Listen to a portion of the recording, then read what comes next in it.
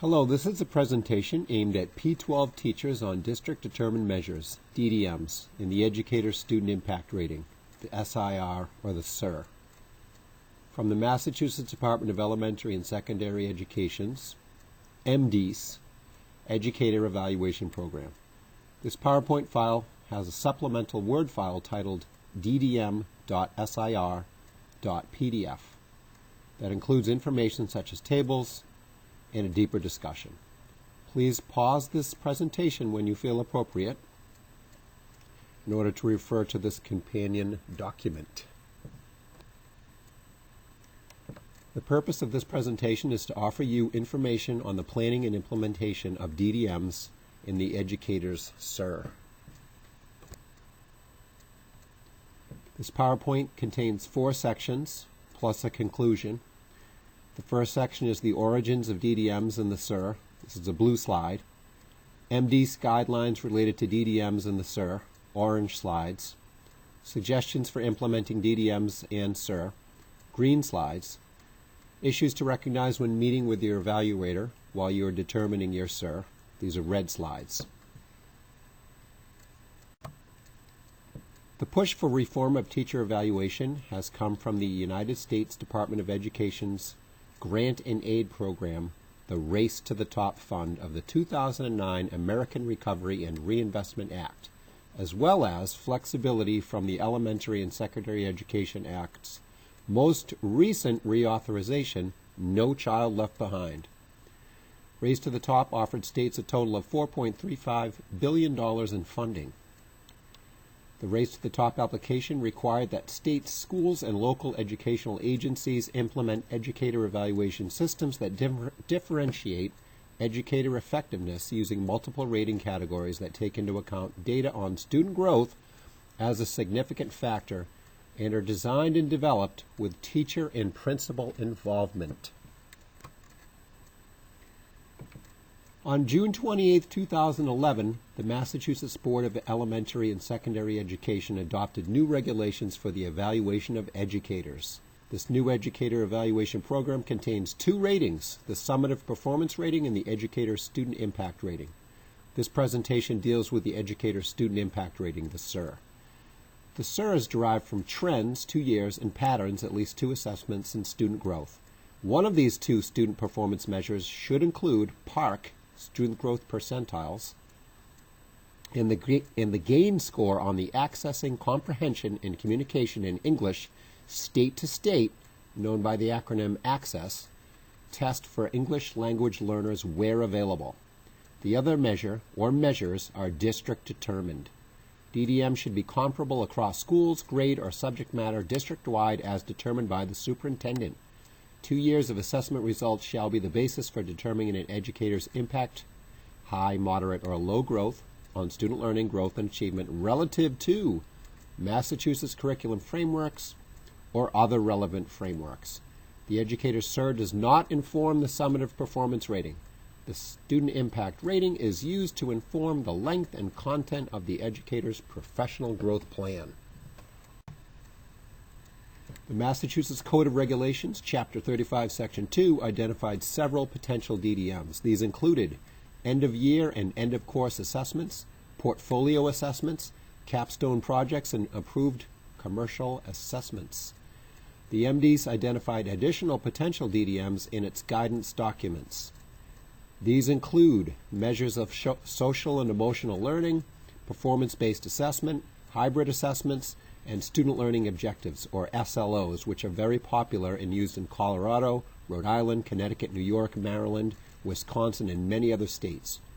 Districts do not need to implement identical DDMs within a grade, subject, or course. However, MDES does encourage identical DDMs. See pages 2 to 4 for more information on these diverse DDMs. The SIR is a determination of high, moderate, or low student learning growth that is informed by patterns, at least 2 different measures of student learning growth and achievement, and trends, results from 2 years, from statewide growth measures where available, and DDMs. High, significantly higher than 1 year's growth relative to peers in a grade or subject. Moderate, 1 year's growth relative to peers in the grade or subject. Below, significantly lower than 1 year's learning growth relative to academic peers in the grade or subject. There is not one recommended method for computing student learning growth for a DDM. There are two central considerations for the selection of a DDM: alignment and information. The selected DDM should be chosen based upon its congruence with the most important student learning targets and content standards from the mass curriculum frameworks within your instructional assignment. The DDM should be informative. It should show students what and how well they are learning and guide their next steps, represent student progress to teachers, and allow school leaders to see these results of teaching and learning. The DDM should not be burdensome. It should be a natural and necessary part of teaching and learning. The MDs has offered much guidance on how to create and implement DDMs in the Ddm Sir. See the photograph of this guidance in slide 5. The MDs expects high-quality DDMs. However, teachers and administrators in general have not been prepared with assessment literacy skills to implement the high-quality assessment that the DDMs require. Most have taken few or no courses in measurement and evaluation during teacher and or administrator preparation, and generally professional development does not develop capacity to understand and implement high-quality measurement and evaluation of student learning. Assessment literate educators understand concepts of reliability, validity, test quality, the floor and ceiling effects of a test, for example, principles of test construction, assessment bias, fairness in assessment, the standard error of measurement, the discriminating power of test items and tasks, and much more. Table 5 on page 17 shows some other aspects of assessment literacy that educators should understand. If you are interested in building your own DDM, the MDs and the literature on classroom assessment offers help that has been synthesized into the following steps. See pages 6 to 14 for more on this. Identify the most important learning targets that are aligned with the Massachusetts curriculum frameworks relative to your teaching assignment. Identify your assessment's purpose and those who will be tested. Match each learning target to an appropriate assessment method. Develop an assessment plan. Identify common administration instructions and standardize the test. Format the test on paper. Identify adaptations that may be needed for ELLs and students with disabilities. Develop a scoring method. Provide instruction. Prepare test takers by identifying the test purpose, the length, the format, and preview the content to be tested. Pilot the assessment, and do quality control. Check for validity, reliability, informative power, discriminating power, fairness, assessment bias, and measurement error. After administration, conduct another quality control review. Many keys or assessment tools are available to teachers that can help you tap into, infer, or unlock what the student knows, understands, feels, values, or is able to do. These keys make up the items and tasks within a DDM. See Table 1 for a list of suggested assessment methods on page 5, and Table 2 for suggestions on matching assessment types to types of student learning targets on page 8. An important step in constructing a test is to determine the appropriate method of assessment that will tap into student learning.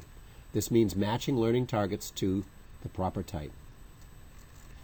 The choices generally include selected response items, which include multiple choice, true, false, and matching questions, constructed response tasks, limited and extended response essays with a scoring rubric, performance tasks and rubrics, portfolio assessment with a growth rubric, and assessment of social and emotional learning, which can be generally done with scales, checklists, student self-reports, rubrics, communication with the student, questionnaires, and student surveys. When we have identified the keys for tapping into the student learning targets we hope to assess, MDs recommends constructing a table of specifications, or TOS. A TOS, see Table 3 on page 9, is a graphic organizer that helps align curriculum, instruction, and assessment. It organizes the items and tasks within an assessment. The TOS includes learning targets or topics, type/level of cognitive demand, number of items/tasks, and a percentage/weight for items and tasks for each student learning topic to be assessed within the DDM. The TOS can include a table for performance-based assessments as well. Finally, it is helpful to create a yearly plan that identifies unit plans and when all your DDMs will take place. In general, in order to determine the student impact rating for a DDM, educators should identify the most important learning targets at each grade level and subject, consider the expected student learning gains for each target, use a rubric and a uniform method for scoring student performance, create directions for making a growth determination and parameters for distinguishing between high, moderate, and low learning gains. The SIR can be a collaborative judgment made by the teacher and the evaluator. There are many methods for determining student learning growth related to a DDM. You can compute growth with the following MD suggested methods: pre-test, post-test, repeated measures, holistic evaluation, post-test only. The SIR does not inform the summative performance rating. See pages 13 and 14 for a more detailed discussion on developing the SIR. There should be an annual meeting between the teacher and evaluator to discuss DDM's impact rating and report the results of your DDMs and SIR. It is a good idea to invite a qualified third party, such as a department head or person with expert-level content knowledge and knowledge of this related student population to the meeting. Present a report to the evaluator that includes the learning targets assessed, any outstanding aspects of instruction such as the type of instruction, the length of a unit or course, and related content standards, how the DDMs were implemented, the results, and the SIR for each DDM, the characteristics of the tested population, ELLs, students with disabilities, the home environments, health issues, and so forth, the important aspects of the teaching and learning environment, any issues that were beyond the teacher's control that affected the results of the assessments positively or negatively, the professional development that might be needed, and there are more issues that you and your evaluator need to recognize before assigning the educator's SIR. Assessment results are not perfect representations of student ability. They carry an illusion of truth. A test score is an observed score, or X, which is made up of the error score, E, plus true score, T. This is also known as classical test theory. All assessments suffer from measurement error or the standard error of measurement. Random and systematic error contribute to measurement error and the misrepresentation of a student's true ability. See Table 4 on page 12 for examples of these types of error.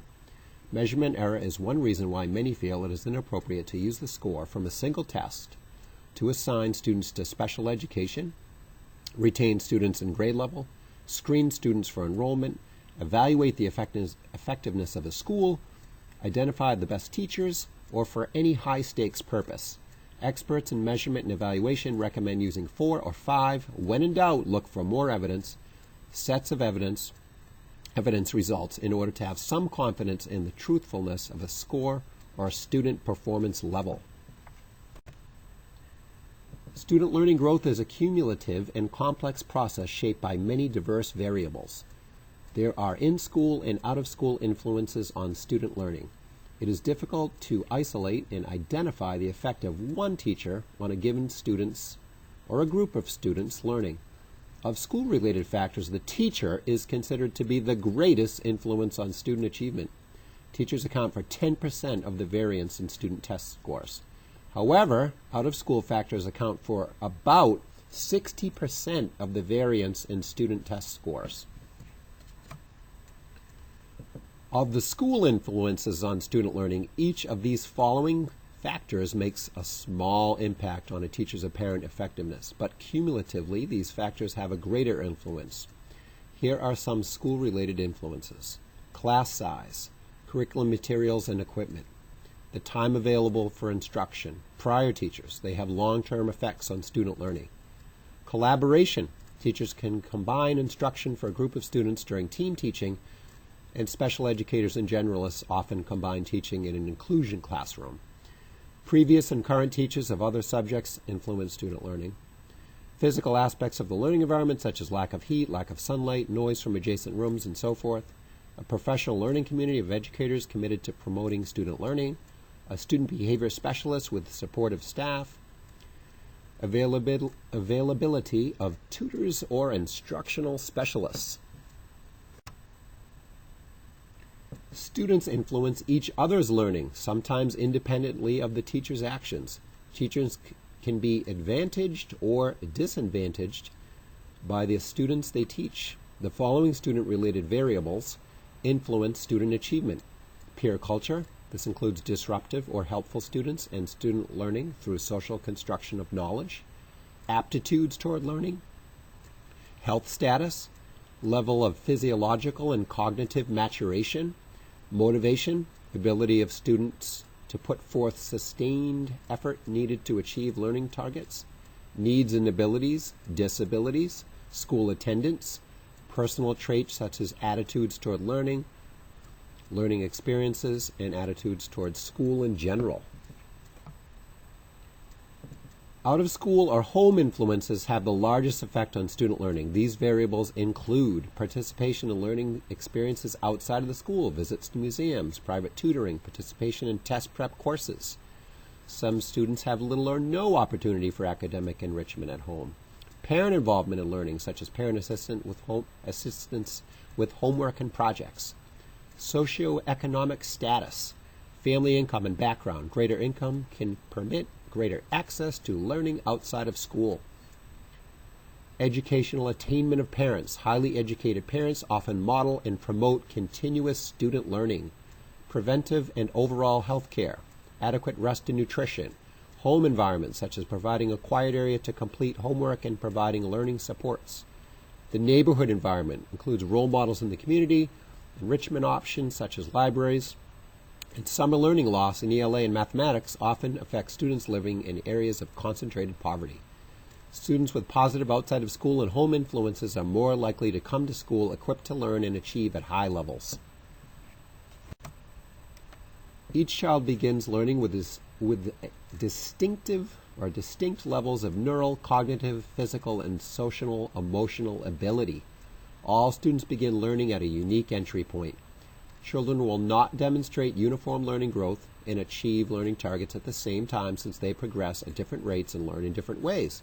When considering how much growth learners may achieve, recognize that there are differences among students in learning styles, language, memory, aptitudes, attention, and the pace at which they will learn and achieve learning targets. Thus, evaluators should look at sources of evidence in addition to test scores when considering the teacher's impact on student learning. These sources could include the time allocated to each subject, teacher and student attendance, suspension rates, student mobility, and so forth. Diagnostic assessment results, survey results of student engagement. Evaluators need to recognize that skill levels such as reading, oral language, writing, conceptual understanding, computational fluency, gross and fine motor ability, playing a musical instrument, painting, and other skills develop at different rates. The power law of learning related to skill acquisition tells us that high-skilled students have the least potential for growth. Low-skilled students have the greatest potential for growth. Students develop skills at different rates through predictable stages. Skills progress through the cognitive, associative, and autonomous stages. For a deeper dive into the power law, see pages 97 and 98 of Marzano's 2006 text, Classroom Assessment and Grading That Work. What should teachers do to promote student learning growth? In his 2012 book, Visible Learning for Teachers, Maximizing Impact on Learning, John Hattie suggested some of the following. Teaching requires using diagnostic assessment to determine the extent to which students already possess the knowledge and skills you plan to teach, and teach accordingly. Challenge students at an appropriate level. Introduce new content knowledge in a way that integrates it with students' prior knowledge. Identifying explicitly what students will be learning with corresponding performance standards in terms that students will understand. Implement related high-quality, meaningful, and engaging learning experiences. Creating high levels of student engagement and learning experiences with sufficient academic learning time. Monitoring student learning and providing all students with ongoing, specific feedback that shows them the strengths and weaknesses of their performance, and offers them guidance on how they can improve. Feedback should be understood by the student accurate, related to a learning goal, immediate, and frequent. Creating and maintaining an effective, positive learning environment. In such an environment, errors are a normal and necessary part of learning. Believing that all students can learn and achieve at high levels. See page 18 for more of Hattie's recommendations. If you would like a more comprehensive and deeper discussion of DDMs in the Educator Sir, please take a longer look at the document ddm.sir.pdf. If you would like to read more about how to implement high-quality classroom assessment practices, check out the resources listed on page 26 of this document.